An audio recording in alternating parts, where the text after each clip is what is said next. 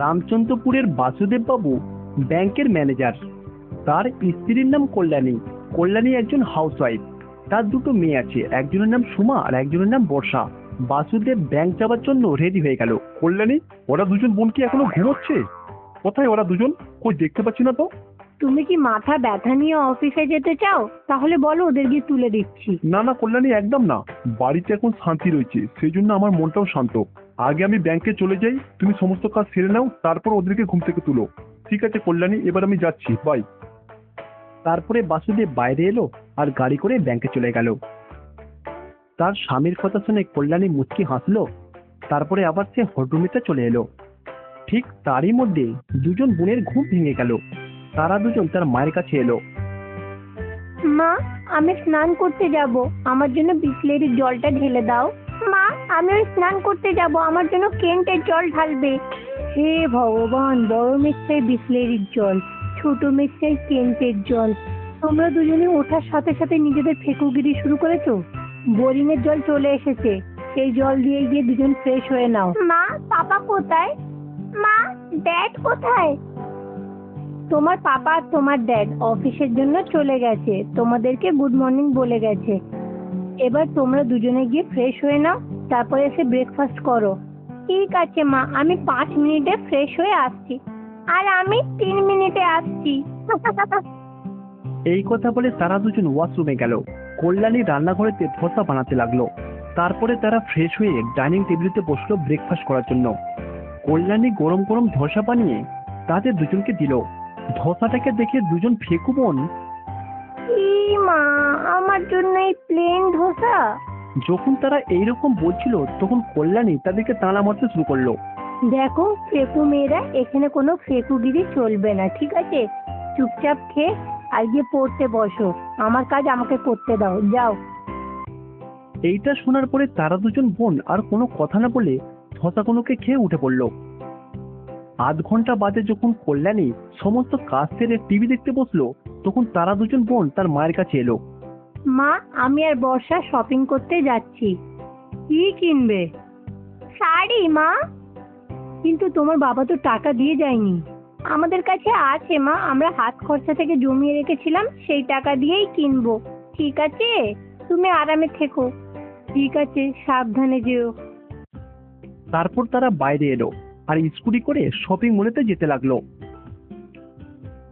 আধ ঘন্টা পরে তারা দুজন বোন একটা বড় শপিং মলের কাছে তাদের স্কুটিটাকে দাঁড় করালো। তারা দুজন শপিং মলেতে ঢুকতে যাবে, ঠিক তখনই একটা কসমেটিকের দোকান দেখতে পাই। সঙ্গে সঙ্গে তারা দোকানের ভিতরে গেল। কসমেটিকের দোকানদার তো আর জানতো না যে তারা দুজন বোন ফেকু। হ্যাঁ বলুন ম্যাডাম, আপনাদের কি চাই? লিপস্টিক। আপনার কাছে কি কি শেড আছে আমাদের দেখান, যেটা পছন্দ হবে নিয়ে নেব। আপনি তো জানেন মেয়েদের কেমন ধরনের শেড পছন্দ। এইটা শোনার পরে ওই দোকানদার তাদেরকে একটা লিপস্টিক বক্স খুলে দেখাতে লাগলো। তার বড় বোন সোমা বেগুনি কালারের একটা লিপস্টিক নিল আর আয়নার সামনে দাঁড়িয়ে ঠোঁটেতে লাগাতে লাগলো। কেমন লাগছে বর্ষা? না দিদি, এই শেডটা ভালো না। বর্ষা তাকে বলল। তারপরে বর্ষা একটা হালকা গোলাপি রঙের লিপস্টিক নিয়ে তার ঠোঁটেতে লাগাতে লাগলো, কিন্তু ওই লিপস্টিকটা তার পছন্দ হলো না। এইভাবে 1 ঘন্টা ধরে দুজন বোন নানা রকমের লিপস্টিক ঠোঁটেতে লাগালো আর মুছলো। অবশেষে তারা একটা লিপস্টিক কিনলো। এইটা দেখে দোকানদার চিন্তা করলো, যদি সারাদিন এদের মতো কাস্টমার 2-3টে আসে, তাহলে তো আমাকে নিজের দোকান বন্ধ করে দিতে হবে। আমাকে তো পথে ভিক্ষা করতে হবে। 1 ঘন্টা ধরে কত রকমের কালারের লিপস্টিক লাগালো, আর শেষ পর্যন্ত একটা লিপস্টিক কিনলো। এদেরকে তো দেখে মনে হচ্ছে না যে এরা লিপস্টিক কিনতে এসেছে, মনে হচ্ছে চুরি করতে এসেছে। ব্যাস, এটাই ভালো লাগছে। এটার দাম কত? 50 টাকা ম্যাডাম। সুমা তাকে 50 টাকা দিল লিপস্টিক নিয়ে, তারপরে বাইরে চলে এলো। দোকানদার তো দেখে হাঁ হয়ে গেল। দিদি, তুমি দেখেছো ওই সেলসম্যানের চেহারা? যখন আমরা গিয়েছিলাম তখন কেমন চমকাচ্ছিল, আর যখন ফিরে এলাম তখন যেন মুখটা বাংলার পাঁচ হয়ে গেল। আরে উনি তো ভেবেছিল আমরা অনেকগুলো লিপস্টিক কিনবো, কিন্তু যখন একটাই কিনলাম ওনার মনটা খারাপ হয়ে গেল। তারা দুজন কথা বলতে বলতে চলন্ত সিঁড়ি দিয়ে ওপরে উঠতে লাগলো। শপিং মলের দোতলাতে গিয়ে একটা মোটা দোকানদারকে দেখতে পেল। তারপরে তারা দুজন ফেকু বোন ওই মোটা দোকানদারের কাছে গেল। দোকানদার তাদের দুজনকে দেখে বলল,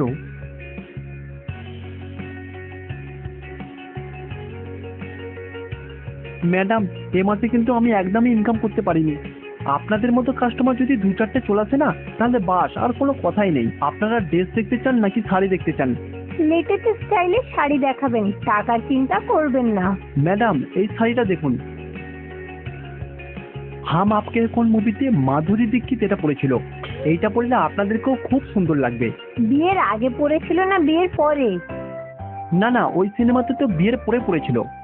এই দেখুন ম্যাম, আর একটা খুব সুন্দর শাড়ি, আপনাদের দুজনকে কিন্তু খুব মানাবে। তারপরে সে আর একটা শাড়ি দেখালো। আরে, এই শাড়িটা তো অনুষ্কা বাহুবলীতে পরেছিল না? বাহ ম্যাম বাহ, আমি এতক্ষণ ধরে ভাবছিলাম আপনারা হয়তো সিনেমা দেখেন না, কিন্তু এখন তো দেখছি আপনারা সবকিছুই জানেন। নিজেদের প্রশংসা শুনে খুশি হলো। এই শাড়িটাকে আলাদা রাখুন। হ্যাঁ অবশ্যই, এক্ষুনি প্যাক করে দিচ্ছি। আপনাদের যেটা যেটা পছন্দ হচ্ছে সেটাকে আপনি আলাদাভাবে রাখুন, যাতে করে আমার প্যাক করতে সুবিধা হয়। তারা দুজন বোন শাড়িটার দাম দেখে তো অবাক হয়ে গেল। 30,000 টাকা! শাড়ির দাম দেখে তারা দুজন তো শক হয়ে গেল। তার মানে আপনার দোকানে যেসব শাড়ি আছে সেগুলো অন্য কেউ আগেই ব্যবহার করেছে? না না ম্যাডাম, এরকম কিছু না। এইটা একদমই নতুন মডেলের শাড়ি, সেই জন্যই তো আপনাদেরকে দেখাচ্ছি। এইটা একদমই রিসেন্ট বেরিয়েছে। এইগুলো ছাড়াও আরো লেটেস্ট শাড়ি দেখান তো। ঠিক আছে ম্যাডাম, কিন্তু যেটা দেখাবো সেটা তো এর থেকে আরো বেশি দাম। এই কথা বলে দোকানদার র্যাক থেকে অনেকগুলো লেটেস্ট ধরনের শাড়ি বার করলো, আর সেইগুলোকে টেবিলের উপরে রাখলো। আর সেখান থেকে একটা শাড়ি তাদের মুখের সামনে তুলে ধরলো। এই শাড়িটাকে দেখুন, এটা খুবই চলছে আজকাল। এইরকম শাড়ি তো আমাদের কাছে আছে, তাই না বর্ষা? এইটা শোনার পরে দোকানদার আর একটা শাড়ি দেখালো। আরে দিদি, এই রঙের শাড়িও তো রয়েছে আমাদের কাছে। বারবার ওই একই রঙের শাড়ি পরবো, তাহলে ভালো লাগবে না। এইটা শুনে দোকানদার আর একটা শাড়ি দেখালো তাদেরকে। এইটা তো অনেক ডিপ কালার। এইটা শোনার পরে এইবার কিন্তু দোকানদার হাঁপাতে শুরু করলো। কিন্তু তারা দুজন বোন কোনো না কোনো কারণ দেখিয়ে এক এক করে সমস্ত শাড়িগুলোকে রিজেক্ট করে দিল। কার মুখ দেখে যে সকালে ঘুম থেকে উঠেছিলাম কে জানে। শালা এতগুলো শাড়ি দেখালাম, তবুও শালা একটাও পছন্দ হলো না। হে ভগবান! তারপরে সে কিছুক্ষণ চিন্তা করলো আর ভাবলো, আজকে তো আমি ঘুম থেকে উঠেই আমার দিদির ছবি দেখেছিলাম। এইটা চিন্তা করে দোকানদারের রাগও হচ্ছিল, কিন্তু তার রাগ তো আর কাস্টমারের উপরে দেখাতে পারবে না। যদি সে এরকম করে তাহলে তো তার চাকরি চলে যাবে। এতক্ষণে সেলসম্যান বুঝতে পেরে গেছিল এরা দুজন কিচ্ছু কিনবে না, শুধু বাতেলা মারছে। ম্যাডাম, আপনারা দুজন এখানেই থাকুন, আপনাদের জন্য খুব সুন্দর একটা লেটেস্ট মডেলের শাড়ি দেখাচ্ছি। এই কথা বলে সে ওখান থেকে চলে গেল। 10 মিনিট পরে সে একটা শাড়ি নিয়ে এলো আর তাদেরকে দেখালো। তারা দুজন বোন প্রথমেই শাড়িটার প্রাইস দেখলো মাত্র 2,000 টাকা। এইটা দেখি তারা দুজন বোন ওইটাকে নিয়ে কাড়াকাড়ি শুরু করে দিল। আমার এই শাড়িটা খুব পছন্দ হয়েছে, আমি এটা নেব। আমিও তো তাই বলছি, আমার খুব পছন্দ, আমি নেব। তারা দুজন বোন শাড়ির আঁচল ধরে দুদিক থেকে দুজন টানতে লাগলো। এইটা দেখে ওই মোটা লোকটা মুচকে মুচকে হাসতে লাগলো। প্রথমে তো দামি দামি শাড়িগুলোকে দেখে কি ঢোপ মারছিল, আর এখন 2,000 টাকা শাড়ির জন্য মারামারি করছে। সে তাদের দুজনের কাণ্ড দেখে বেশ মজা নিচ্ছিল। তারা দুজন দুদিক দিয়ে টানছিল। এইভাবে কিছুক্ষণ চলার পরেই ওই শাড়িটা দুটো টুকরো হয়ে গেল। এইটা দেখার পরেই তারা দুজন বোন ওই শাড়িটাকে সেলসম্যানের গায়ে ছুঁড়ে দিল, আর ওখান থেকে সোজা বাড়ি চলে গেল। দোকানদার তার গায়ের উপরে ছেঁড়া শাড়িটাকে দেখে সে তো হাঁ। শীতলচকপুর নামক এক গ্রামেতে বাসুদেব এবং সুজাতা থাকতো। তারা চাষবাসের কাজ করে তার দুটো মেয়ের দেখাশোনা করত। বড় মেয়ের নাম ছিল হাসিনী আর ছোট মেয়ের নাম ছিল রোহিণী। তারা দুজন বোন তাদের সমস্ত প্রয়োজনীয় কাপড় চোপড় একটা লোহার পোর্টমানেতে গুছিয়ে রেখেছিল। সেই লোহার বাক্সটাকে নিয়ে তারা বারান্দাতে এলো। রোহিণী, মা আর বাবা এখনো বাড়ি ফিরলো না। আমাদের তো 8টার বাসটা ধরার কথা ছিল, নাহলে তো কলেজে পৌঁছতে দেরি হবে। অনেক দেরি হলো। রাখার জন্য মা রাজেশদের বাড়িতে গেছে আর বাবা চাষের জমিতে, চলে আসবে এক্ষুনি। এইভাবে যখন তারা কথা বলছিল তখন তার বাবা কাজ থেকে বাড়ি ফিরলো, আর তার মা রাজেশের বাড়ি থেকে। সুজাতা হাসিনীকে টাকা দিল। তারপরে তারা দুজন গ্রামের বাস স্টপে এলো। কিছুক্ষণ পরে একটা বাস এলো। তারপরে তারা দুজন বাসে উঠে পড়লো। বাসটা গিয়ে পরের স্টপেজে দাঁড়ালো। মাথাতে লোহার পোর্টমান নিয়ে হাসিনী, এক হাতে টিফিন বক্স আর এক হাতে একটা ব্যাগ নিয়ে তারা দুজন বাস থেকে নিচে নামলো। আর তারা এইদিক ওদিক তাকাতে লাগলো। কিছুটা দূরে তারা দুজন একটা মেট্রো স্টেশন দেখতে পেল। তারা দুজন বোন যেখানে দাঁড়িয়ে ছিল সেই বাস স্ট্যান্ডে একটা বুড়ি মহিলাও বসেছিল। তাদের দুজনকে দেখে একটা অটোওয়ালা তাদের সামনে এসে দাঁড়ালো। অটোওয়ালাকে তাদের সামনে আসতে দেখে তারা দুজন বোন তো ভয় পেয়ে গেল। আরে এই কি, এই মানুষটাকে তো আমরা ডাকিনি, তাহলে আমাদের দিকে কেন এলো? ওনাকে আসতে দাও, দেখি কি বলে। ভয় পাওয়ার কোনো দরকার নেই। এই যে ম্যাডাম, আপনাদের অটো লাগবে নাকি? দাদা, আমাদের কাছে অটো কেনার মতো টাকা নেই। আরে না না, আমি অটো বিক্রির কথা বলছি না। আপনারা কোথায় যাবেন বলুন, আমি আপনাদেরকে ছেড়ে দিচ্ছি। আমাদের চেনা জানা লোক চলে আসবে, আপনি যান। এটা শুনে অটোওয়ালাটা কোনো কথা না বলে ওখান থেকে চলে গেল। তারপরে তারা দুজন ওই বৃদ্ধ মহিলাটার কাছে গেল, যে ওখানেই বসেছিল। নমস্কার ঠাম্মি, কেমন আছেন? আপনি এখানে বসে কেন? আমি ভালো আছি মা, আমার প্রেশারও নেই, সুগারও নেই, আর কাল রাতে পেটও ব্যথা করেনি, আর বুকে ব্যথাও ওঠেনি, তাই আমি একদম ভালো আছি। বৃদ্ধ মহিলাটার কথা শুনে তারা তো অবাক হয়ে গেল, একে অপরের দিকে তাকিয়ে হাসতে লাগলো। দেখো ঠাম্মি। আরে বাহ, তোমাকে দেখবো? তুমি তো একটা পুতুলের মতো সুন্দর দেখতে। ঠাম্মি, আমরা অনামিকা ইঞ্জিনিয়ার কলেজে যাব। হ্যাঁ, তো তোমরা চলে যাও, আমি কি তোমাদের আটকে রেখেছি? আপনি একটু বলবেন কি করে যাব? তুমি যেমন খুশি যেতে পারো, তোমাদের যদি পা ঠিক থাকে তাহলে পায়ে হেঁটে চলে যাও। দেখো, তোমাদের কাছে যদি 30 টাকা থাকে মেট্রোতে চলে যাও, আর যদি 50 টাকা থাকে লোকাল বাসে যাও, যদি 70 টাকা থাকে অটোতে যাও, আর যদি 100 টাকা থাকে তাহলে। আরে এরকম ব্যাপার না ঠাম্মি, আমরা বলছি কি এই রাস্তা দিয়ে অনামিকা কলেজে যেতে পারবো? শুধু এটা বলুন। এই রাস্তাতে তো পৌঁছাতে পারবে না। হ্যাঁ, যদি এই রাস্তায় হেঁটে যেতে পারো তাহলে পৌঁছাতে পারো। তারপর তারা ভাবলো, বেকার এর সাথে তর্ক করে লাভ নেই, এখান থেকে পালানোটাই ভালো হবে। তারা দুজন পায়ে হেঁটে হেঁটে মেট্রো স্টেশনে চলে এলো। মেট্রোতে গিয়ে তারা দুজন চলন্ত সিঁড়িকে দেখে তো ভয় পেয়ে গেল। তারা দুজন জানতো না যে ওই চলন্ত সিঁড়িতে কিভাবে চড়তে হয়। ঠিক তখনই একটা লোক এলো আর চলন্ত সিঁড়িতে পা দিয়ে দাঁড়িয়ে পড়লো। চলন্ত সিঁড়ি তাকে ধীরে ধীরে ওপরে নিয়ে যেতে লাগলো। এইটা দেখে তারা দুজন বোন চলন্ত সিঁড়িতে চড়ার চেষ্টা করতে লাগলো। বড় বোন হাসিনি ভয় পাচ্ছিল, ছোট বোন সাহস নিয়ে উঠে পড়লো। যখন সিঁড়ি ধীরে ধীরে ওপরে উঠতে শুরু করলো, তখন রোহিণীও ভয় পেয়ে গেল। আরে দিদি, আমাকে বাঁচাও, আমাকে বাঁচাও, আমাকে কোথাও নিয়ে চলে যাচ্ছে। আরে বাঁচাও না, এ থামছে না কেন? একে থামাও। আরে দিদি বাঁচাও, আরে কেউ আছে? বাঁচাও বাঁচাও বাঁচাও। রোহিণী যখন এইভাবে চেঁচাচ্ছিল, তখন হাসিনিও চলন্ত সিঁড়িতে চড়ে বসলো। সিকিউরিটি গার্ড যে বাইরে গেছিল সে সঙ্গে সঙ্গে ভেতরে এলো, আর সঙ্গে সঙ্গে সে চলন্ত সিঁড়িটাকে থামিয়ে দিল। তারা দুজন বোন সিঁড়ি থেকে নিচে নামলো। সিকিউরিটি গার্ডের কাছে সে জিজ্ঞাসা করলো, তোমরা কেমন ধরনের মানুষ, এইরকম জিনিস রেখে মানুষের জীবন নিয়ে খেলা করছো? আরে মা, আমি কি করতে পারি? এই সিঁড়িটা তো সবাইকেই ওপরে নিয়ে যায়। এই যদি সবসময় সব লোকেদের উপরে নিয়ে যায়, একদিন আপনাকেও নিয়ে চলে যাবে উপরে। হ্যাঁ। তারপর তারা দুজন বোন আবার রাস্তাতে চলে এলো। দিদি চলো না, আমরা 100 টাকা খরচা করে অটোতে যাই। কাকা বাবু, অটো যাবে কি? আরে অটো যায় না, আমি চালালে তবেই যাবে। হ্যাঁ, আমি তো ওইটাই বলছি, আপনি কি অটো নিয়ে যাবেন? তোমরা দুজন কোথায় যাবে মা? অনামিকা ইঞ্জিনিয়ার কলেজে যাব। 100 টাকা লাগবে কিন্তু। তারা দুজন বোন রাজি হয়ে গেল। তারপরে তারা দুজন বোন অটোতে বসে পড়লো। সেখান থেকে তারা দুজন সোজা অনামিকা ইঞ্জিনিয়ারিং কলেজে চলে এলো। কলেজে পৌঁছানোর পরে তারা দুজন অটো থেকে নামলো। হাসিনি লোহার বাক্সগুলোকে মাথায় নিয়ে কলেজের ভেতরে যেতে লাগলো। রোহিণী ওখানে উপস্থিত সমস্ত ছাত্রছাত্রীর দিকে তাকিয়ে রইল। সমস্ত ছাত্রছাত্রীর মডার্ন হেয়ার স্টাইল। বেশিরভাগ মেয়েরা টি শার্ট এবং জিন্স পরেছিল। তারা সবাই আজকালকার ফ্যাশনেবল ড্রেস পরেছিল। আর অন্যদিকে তারা দুজন পুরনো যুগের কাপড় পরেছিল। তারা দুজন তাদের মাথার চুলেতে নারকেল তেল লাগিয়ে এসেছিল, আর মাথায় করে লোহার বাক্স নিয়ে যাচ্ছিল। তাদের দুজনকে দেখে বাকি ছাত্রছাত্রীরা হাসতে লাগলো। আরে দিদি, এখানে পড়াশোনা করা সব ছেলেরা আমাদের দেখে কেন হাসছে? আমরা কি সার্কাসের জোকার নাকি?